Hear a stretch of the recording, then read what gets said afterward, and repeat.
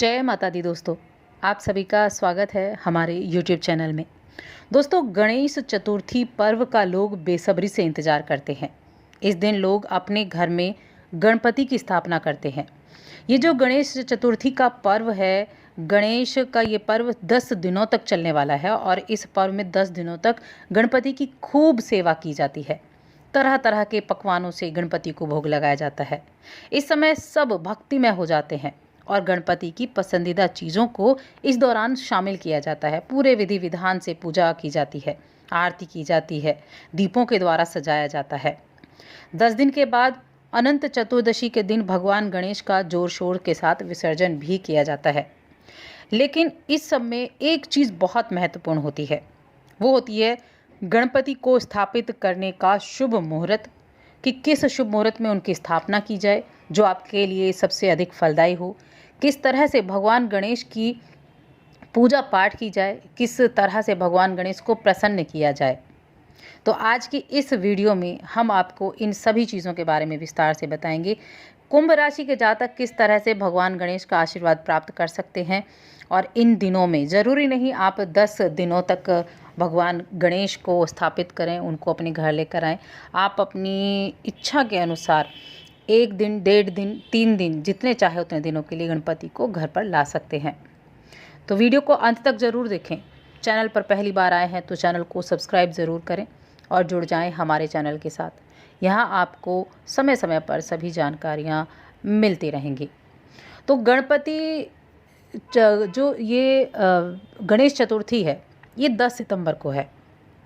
शुक्रवार का दिन होगा इस दिन और गणेश चतुर्थी का पर्व होगा। इस दिन अगर आप शुभ मुहूर्त में ही गणपति की स्थापना करते हैं तो ये आपके लिए काफ़ी फलदायी रहेगा। अब इस दिन शुभ मुहूर्त जो होगा, पूजा का जो शुभ मुहूर्त होगा दोपहर को, वो होगा 12:17 से रात के 10 बजे तक।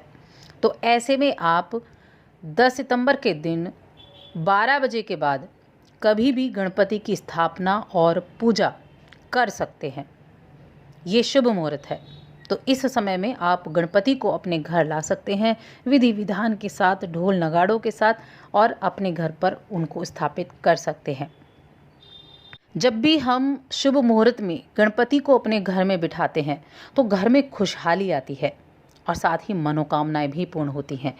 भगवान गणेश एक ऐसे देव हैं जिनको सर्वप्रथम पूजनीय माना गया है। सभी देवों ने उनको आशीर्वाद दिया था कि सर्वप्रथम भगवान गणेश की पूजा होगी, उसके बाद सभी देवों की पूजा होगी।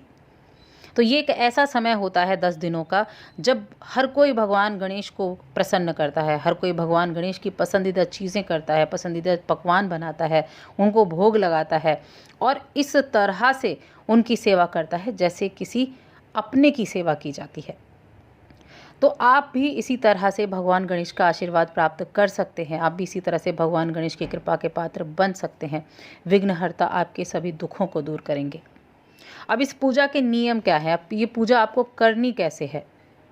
तो गणपति की स्थापना करते समय देखिए, यहाँ सबसे पहले आपको ये जानना ज़रूरी है, ज़रूरी नहीं आप 10 दिनों तक भगवान गणेश का पर्व जो होता है उसको 10 दिन तक आप निभाएं। जितने दिन आप कर सकते हैं प्रेम से, भक्ति भाव से, उतने दिन के लिए आप भगवान गणेश को अपने घर लेकर आ सकते हैं।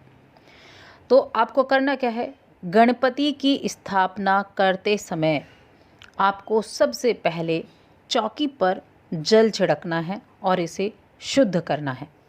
जहां आप भगवान गणेश की प्रतिमा को स्थापित करना चाहते हैं उसको अच्छे से साफ करें, जल छिड़कें, शुद्ध कर दें उसको।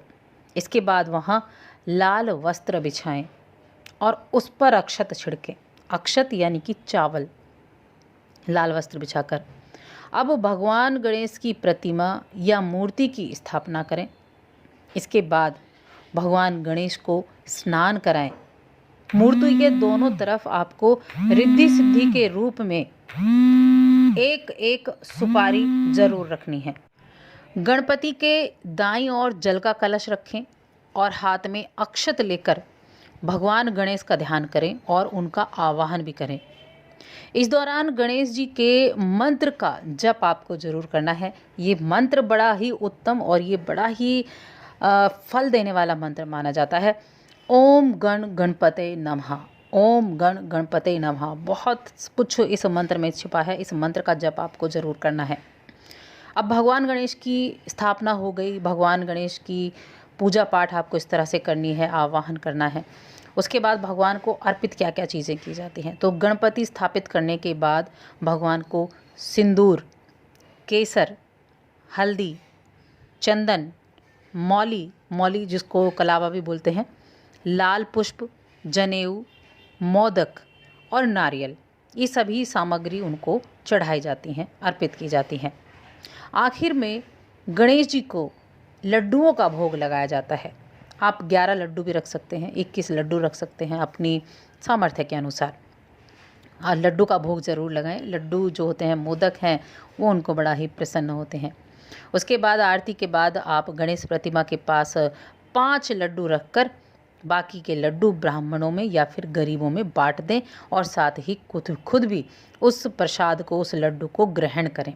इस तरह से आप भगवान की पूजा अर्चना करें। और मान्यता के अनुसार तो भगवान गणेश को मोदक और लड्डू दोनों ही बहुत प्रिय होते हैं, तो इन्हीं का भोग अधिकतर लगाया जाता है। अब जितने दिन के लिए आपने भगवान गणेश को अपने घर में स्थापित किया, उसके बाद गणपति विसर्जन होता है।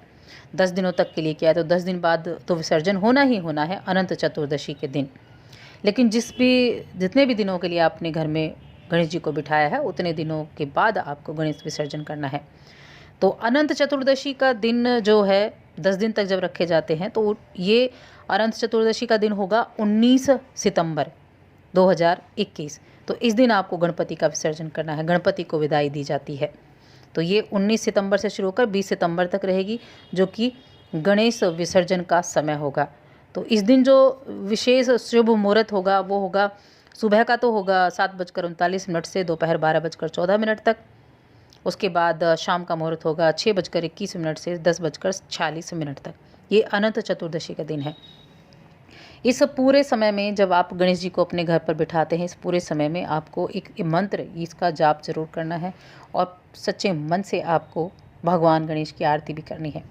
ये मंत्र आपको, जो अभी हम बता चुके हैं, ओम गण गणपते नमः, इस मंत्र का जप आप इस पूरे समय में करें जब तक गणेश जी आपके पास हैं, या अनंत चतुर्दशी तक करें।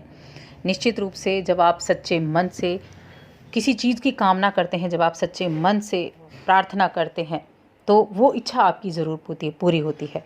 और वैसे भी भगवान गणेश को तो विघ्नहर्ता कहा गया है।